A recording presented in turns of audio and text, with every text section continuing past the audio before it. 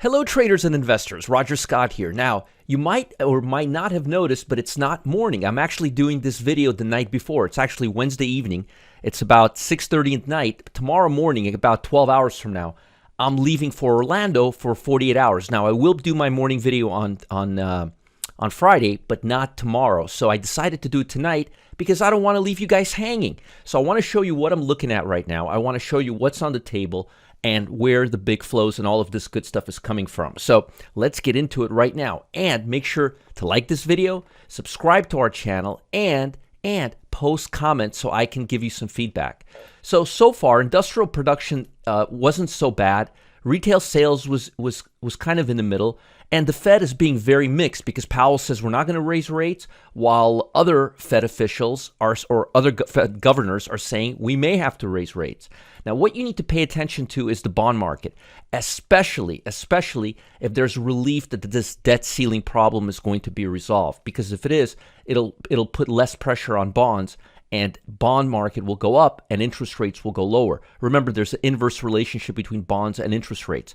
And this divergence that we're seeing right now is pretty extreme, and it's telling me that there's a good chance we might have bottomed out. Incidentally, we filled the gap that we talked about right here. So keep your eye on the bond market. Now, on Thursday, tomorrow, we have jobless claims and manufacturing activity. Now, this manufacturing activity is going to be a very important report, and we're going to have home sales. But why is this manufacturing activity going to be important? Well, on Monday, we had the Empire State Manufacturing Index. The number came in negative 31.8, 31.8 instead of negative 2, all right? So 31.8, that was a huge number. And that's telling us that manufacturing in the big state New York is contracting. Now, tomorrow, we're going to have the Fed Manufacturing Index. That's a more official index, and that report's coming out at 8:30. Keep your eye on the bond market. That's going to impact the bond market and the basic material sector tremendously, which we'll talk about in a second. Now, let's talk a little bit about what's going on, and I want to explain to you that market cap is only getting narrower and narrower. Boy, we saw an example of that today. It looked like a broad market rally, but I'm telling you it was not. So S&P climbed to a 2-week high, and Nasdaq 100 climbed to a 9-month high. Optimism over a resolution of the debt ceiling impasse fueled Wednesday's rally. That's really what happened today, and there was a couple of stocks that had some good news. Now, airline stocks moved higher Wednesday and signs of stronger demand for air travel. They seem to be going back and forth every other day. But also, Wynn Resorts got a little upgrade. Tesla had some good news. Musk said he's going to start advertising. His credibility isn't really all that great right now. And semiconductors had a really, really good day. Now, as I mentioned, tomorrow we have the jobless claims and Philadelphia. Now, aside from the Philadelphia index, I want you guys to keep your eye on this number, the jobless claims, because it's right now between 250 and 270,000 on the initial level. As you can see right here, this number has been creeping higher. Yes, it has been creeping higher over the last couple of months.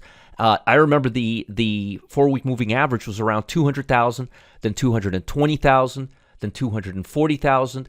Now it's about 250 to 270,000.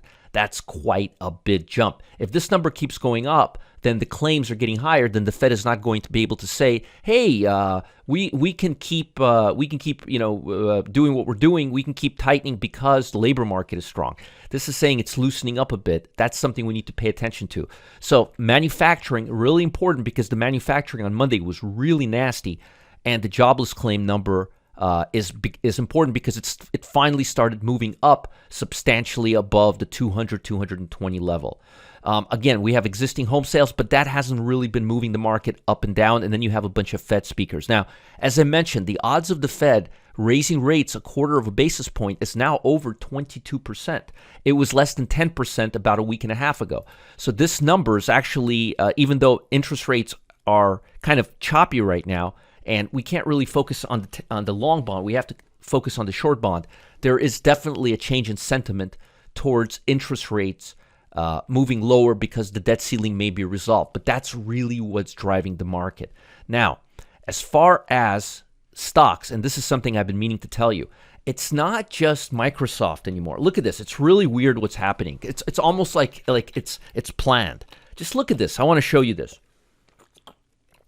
Is it a coincidence that the top Nasdaq stocks right now are all making swing highs? Look at Microsoft. Look at Apple. Right? Look at that. Right there. Look at NVIDIA. And I'm talking market capitalization. Look at that. But also, look at Google. Look at that. And now look at Amazon. They're all making swing highs. Now, I want to show you this again, and this is something you got to pay attention to. It's important. Look at this. Now look at constituents. You're talking about Microsoft, Apple, Amazon, NVIDIA.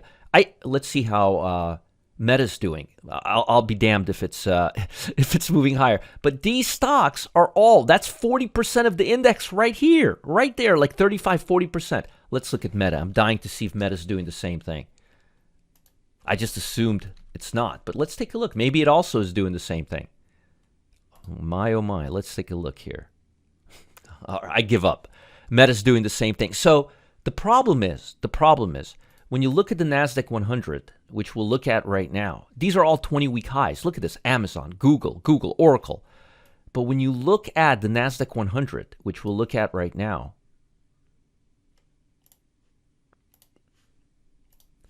you will see, look at this, NVIDIA, AMD, large caps. But as you go down, you'll see the market cap of these stocks is very, very small for the most part. So the level of distortion right now is really, really focused. And I brought this to your attention a few days ago when I showed you the equal-based QQQ. It doesn't look anything like that. I mean, look at a one-year chart, right? And then look at the QQQ. They look totally different. Totally different from each other. Like completely different from each other. So again, just so you guys understand, take the QQQ with a big grain of salt, and also the sectors that are going with it, because again, they're being distorted like there's no tomorrow.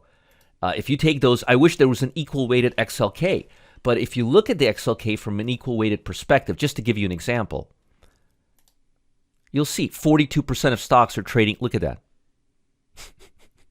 Doesn't look anything like the chart. How about 50-day? Let's see. Doesn't look anything like the chart. Definitely, it looks more like the QQQE chart. It doesn't look anything like the QQQ chart. Look at that. So again, be very, very cautious right now with technology, because if those 5 or 6 stocks turn just a little bit, it's going to be a nightmare for the QQQ. Now, as far as sectors, I want to give you guys some sector analysis here. Let me see here.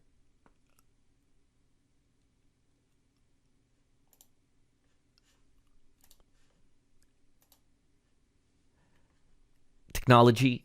Remember, 6 stocks. You're literally relying on five or 6 stocks. I think consumer staples is going to start coming back up. It's going to get defensive. I think consumer discretionary is not going to do as well as it appears. I mean, Target already told us that people are moving more into what they need, not what they want. They spelled it out really clear. I think utilities are going to have a reprieve to the upside. I think basic materials are going to remain in this channel. I think healthcare is going to run back up starting tomorrow. I think industrial stocks are going to start rallying again. Real estate looks like it's going to have a couple of up days. Financial I think financial, like insurance stocks, will do well, but I don't think the regional stocks are done yet. And I think energy's basing out. And as I mentioned on energies just a few days ago, it looks to me like energies have bottomed out. Look at this. Look at that. It looks like they've bottomed out. They may just stick around here for a little while, which they can do, but ultimately I think the price is fair. And if you look at XLE right now, you will see that it looks like it's at a pivot right now. There you go. So I think things will go higher. Now, again, I'm not going to be there in the morning. Be cautious. I think defensive stocks are going to lead, and offensive stocks, speculative stocks like we saw today, are going to fall back in line a little bit, because we're getting towards the end of the week, and usually end of week is a little bit bearish. You got a little profit taking there. I think the bond market may actually continue moving higher against the main trend, because there is some progress on the debt talk level, and it looks like they've overdone to the downside. But overall, I'm expecting stability. I'm not expecting any crazy market drop or anything like that. And I believe that you still have to have conviction. I think healthcare consumer staples is just doing a damn good job of shaking us out. I'm still bullish on those stocks and those sectors, and I'm still bearish on the regional real estate, regional bank stocks. Now, before I let you go, my top ETF is right now, I'm going to tell you, you guys are not going to like this, but I'm going to tell you, I like the healthcare. I really like the healthcare, and I think healthcare is going to start coming up right now. So start looking at healthcare stocks. What healthcare stocks, you may ask? Well, I'm glad you asked.